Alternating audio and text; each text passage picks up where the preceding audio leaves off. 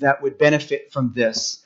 For those of you who keep track, no, this is not original, this series with me, but I thought it was vitally important. It's what so many of my friends need to hear, and what I try to share with them, and what I hear, and you probably hear some of these same things. And so I want to encourage you to do that. I post the video on the Facebook, and you could share that or whatever, just to be able to get people to see that there's hope. I have so many people that just are saying, "Yeah, I'd like to believe," or "I once believed," or "How could I possibly believe?" Knowing what I know, and yet you're there saying, "But I know there's more. I know there's a reason. I know there's a purpose." And so I really want to encourage you to do that. Some of you have opted to, and it works out quite well. If you would like me to send the little email thing by way of text, I can do that quite easily. And it comes to you just in a little code. You push it, and it opens up, and you can access the video. You can access everything there. So if that's more convenient for you than email, I know for a lot of us that is. Let me know. Just let me know on the slip. Put your email, and then you can just put text. Jackie, did that work out okay this week? It works. It's handy, huh? I actually would be a person, if I were sitting there, I would prefer it that way, because I get well over 100 emails a day. So having that little text is great. And it's nothing long. The video is not long. It's a couple of minutes, few minutes. Just kind of tells you what's happening, and kind of a little teaser. So I hope that that's of help. Because this idea of "I want to believe God, but" is something that I increasingly have noticed, am noticing year after year. It seems like at times we have looked at the past, and people have kind of pushed back on maybe the church, and maybe they've pushed back on religion, or maybe now perhaps spirituality is popular, but the whole idea of God, and so many times that our culture changes, but it really comes down so many times to desperation. People don't say, "I don't believe in God," just because, he seems nice, he seems fine, I just don't want to believe him. It's usually there's something. He's let me down. There's some kind of pain and some kind of hurt. As time goes on, I've seen, people who say, "I don't really believe in God. I'm just not sure what to do. I'm not sure what to think." And so I'm also people saying, "Well, yes, of course I believe in God, but, church, Bible study, personally reading the Bible, that's of very little value." And maybe that glitch reaches a little bit closer to home, because we can say we believe, but what do we really believe? We really believe the things that we live and we act on. To them, maybe for some of us, we say we believe, but the only real prayers we pray are ones where we feel pressured, maybe in family situations where somebody calls on us, or maybe in desperation. Where is that? Do we really believe like we say we do? And so today, I see people who seem like they want to believe, but there's some kind of hurdle. There's some kind of pattern of thinking. There's something that's just keeping them from really, maybe, and sometimes it's emotion. There's something connected, like this kind of opening video. It's like, mom's gone. I lost a loved one. That's it. And I just, so. And of course, I know people, and people who just say, "Hey, God doesn't exist. That whole idea is just stupid." I've literally been told that the idea of God is stupid. And some who grew up in the church and even grew up in believing, but they had some kind of crisis of faith. So I want to encourage you to bring your friends. Tell them they don't have to commit for the rest of their life, but I'm going to be sharing with you, each week with an email and so forth, what the next, kind of area is, and what really for them. They may say, "God feels far away. God seems like a killjoy. God seems like, he's just never there, and I never, I just can't rely on it." But here's the bottom line issue, and this is why I feel so passionate about this. And it really starts with the little listening guide there. If you're a guest, I usually will give one of these little listening guides to kind of let you follow along, doodle, fill in the blanks. Maybe some of you work ahead and try to guess. Anybody try to guess? Go ahead and try to guess. Yeah, okay. I thought Roger might be a guesser. Yeah. So, and then you can correct my punctuation and spelling and grammar too. But that may be only a couple of you too. But here's what we know. I'm completely convinced of this first point there, that little arrow point there, and that is this. Most people who reject God are not rejecting the true God.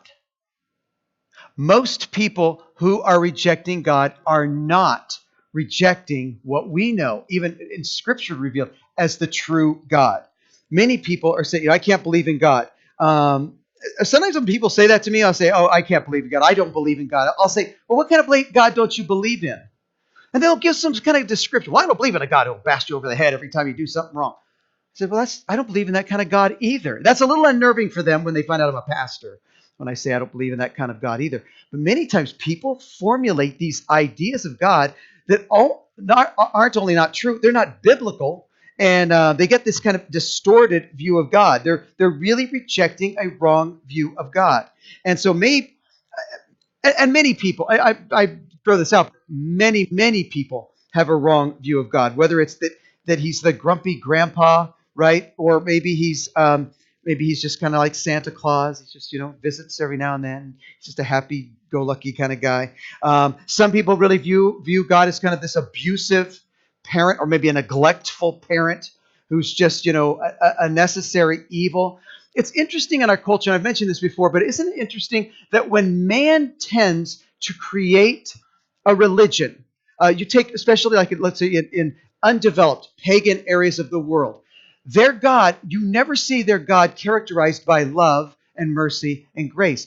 This God that they have, whether it's a God of the trees or sky or whatever, he's someone to be appeased. He's someone who's mad, or you don't want to tick him off. And if he's gone, that's good news. If he's away from you, then good. He hasn't come to visit, so everybody's fine. Have you noticed? Isn't that interesting? Just historically, you see that. And so over the next few weeks, we're going to talk about maybe some people who are a little more intentional, who really are seeking, but are really hurting. And I have people like that in my life. You do too. And I hope we can encourage them.